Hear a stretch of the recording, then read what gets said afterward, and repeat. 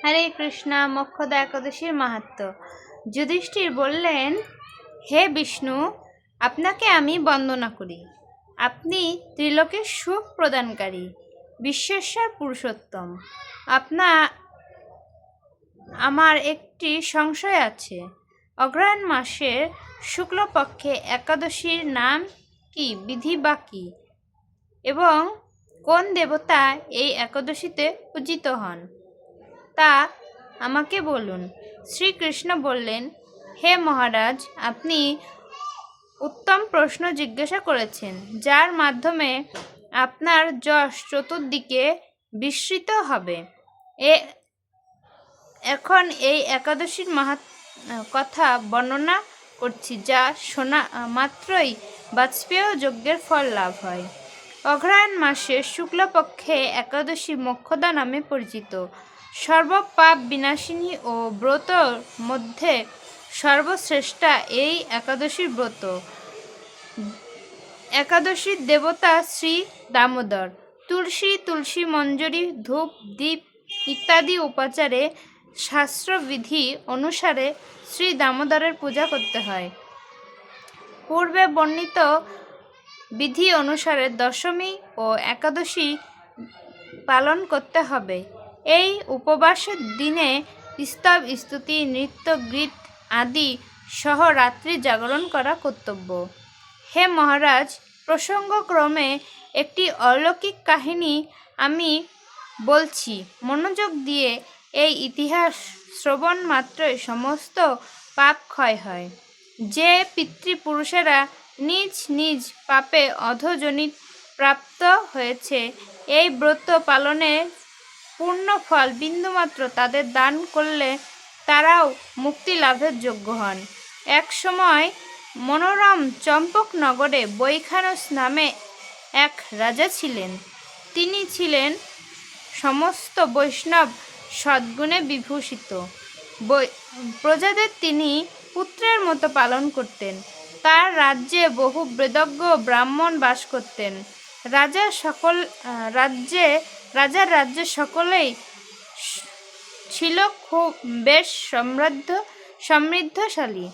একবার রাজা স্বপ্নে দেখলেন যে তার পিতা নরকে পতিত হয়েছেন। তা দেখে তিনি অত্যন্ত ব্যথিত হলেন। পরের দিন ব্রাহ্মণদের ডেকে বললেন, হে ব্রাহ্মণগণ, গত রাত্রিতে স্বপ্নে নরক যাতনায় পিতাকে কষ্ট পেতে দেখে আমার হৃদয় বিদীর্ণ হচ্ছে। তিনি আমাকে লক্ষ্য করে বলতে লাগলেন, হে পুত্র, তুমি আমাকে নরক সমুদ্র থেকে উদ্ধার করো। তার সেই অবস্থা দেখে আমার অন্তরে কোনো সুখ নেই। আমার এই বিশাল রাজ্যে স্ত্রী পুত্র কিছুতেই আমি শান্তি পাচ্ছি না। কি করি, কোথায় যাই, কিছুই বুঝে উঠতে পারছি না। আমার পূর্বপুরুষেরা মুক্তি লাভ করতে পারে এমন কোনো পূর্ণ ব্রত, তপস্যা ও যজ্ঞের কথা আমাকে উপদেশ করুন। আমি তা অনুষ্ঠান করব। আমার মতো পুত্র বর্তমান থাকা সত্ত্বেও যদি পিতামাতা পূর্বপুরুষেরা নরক যন্ত্রণা ভোগ করতে থাকেন, তবে সেই পুত্রের কি প্রয়োজন? ব্রাহ্মণগণ বললেন, হে মহারাজ, আপনার রাজ্যের কাছেই মহর্ষি পর্বত মুনির আশ্রম রয়েছে। তিনি তিলকাঙ্গ। তার কাছে আপনার মুক্তির উপায় জানতে পারবেন। ব্রাহ্মণদের উপদেশ শ্রবণ করে মহাত্মা বৈখানস তাদের সঙ্গে নিয়ে সেই পর্বত মুনির আশ্রমে গেলেন। তারা দূর থেকে ঋষিকে ষষ্ঠাঙ্গ প্রণাম করে তার কাছে গেলেন। মুনিবর রাজার কুশল বার্তা জিজ্ঞাসা করলেন। রাজা বললেন, হে প্রভু, আপনার কৃপায় আমার সবই কুশল। তবে আমি একদিন স্বপ্নযোগে পিতার নরক যতনা ভোগ ও কাতর আর্তনাদ শুনে অত্যন্ত দুঃখিত এবং চিন্তাগ্রস্ত হয়েছি। হে ঋষিবর, কোনো পুণ্যের ফলে তিনি সেই দুঃখ দুর্দশা থেকে মুক্তি পাবেন, তা জানার উপায়ে আপনার শরণাগত হয়েছি। রাজার কথা শুনে পর্বত মুনি কিছুক্ষণ ধ্যানস্থ হয়ে বলতে লাগলেন, হে মহারাজ, পূর্বজন্মে তোমার পিতা অত্যন্ত কামাচারী হওয়ায় তার এই রকম অধোগতি লাভ হয়েছে। এখন এই পাপ থেকে মুক্তির উপায় বর্ণনা করছি।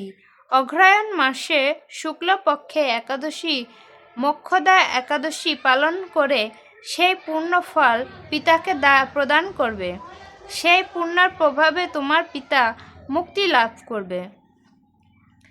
মুনির কথা শুনে রাজা নিজের প্রাসাদে ফিরে এলেন। সেই পবিত্র তিথি আবির্ভাবে তিনি স্ত্রী পুত্র আদি সহ যথাবিধি মোক্ষদা একাদশীর ব্রত পালন করলেন। ব্রতের পূর্ণ ফল পিতার উদ্দেশ্যে প্রদান করলেন। সেই পূর্ণ ফল দানের সঙ্গে সঙ্গে আকাশ থেকে পুষ্প বৃষ্টি হতে লাগলো। হে পুত্র, তোমার মঙ্গল হোক। এই বলতে বলতে বৈখানস রাজার পিতা নরক থেকে মুক্ত হয়ে স্বর্গ গমন করলেন।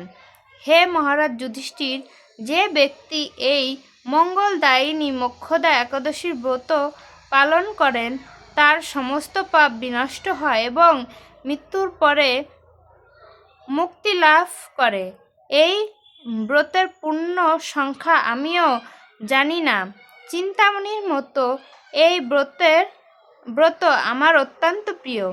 এই ব্রত কথা যিনি পাঠ করেন এবং যিনি শ্রবণ করেন উভয়ে বাজপেয় যজ্ঞের ফল লাভ করেন। হরে কৃষ্ণা।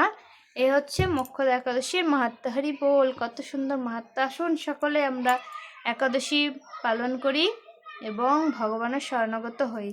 তো একাদশী পালনের সময় হচ্ছে পশ্চিমবঙ্গের সময় 6টা 2 মিনিট থেকে 9টা 37 মিনিট পর্যন্ত এবং বাংলাদেশের সময় হচ্ছে সকাল 6টা 24 মিনিট থেকে 10টা পর্যন্ত। হরে কৃষ্ণা। তো এই মাহাত্ম্যটা আমি পাঠ করলাম আমার পরমারাধ্য গুরু মহারাজ শ্রী শ্রীমৎ জয়পতাকা স্বামী গুরু মহারাজ। উনি এই মাহাত্ম্য আমি ওনার শ্রীমুখ থেকে শুনে আপনাদের শোনালাম। হরে কৃষ্ণ। হরি বল। বাঞ্ছা কল্পতরুভ্যশ্চ কৃপা সিন্ধুভ্যেব চ পতিতানাং পাবনেভ্যো বৈষ্ণবেভ্যো নমো নমঃ। সকলে আমাকে আশীর্বাদ করবেন, আমরা যেন ভগবানের ভালো ভক্ত হতে পারি। আমার বাচ্চা, আমার সংসার সকলের যেন মঙ্গল হয়। আপনারা সকলে আশীর্বাদ করবেন, আমার প্রভুকে সকলে আশীর্বাদ করবেন। হরে কৃষ্ণ। হরি বল।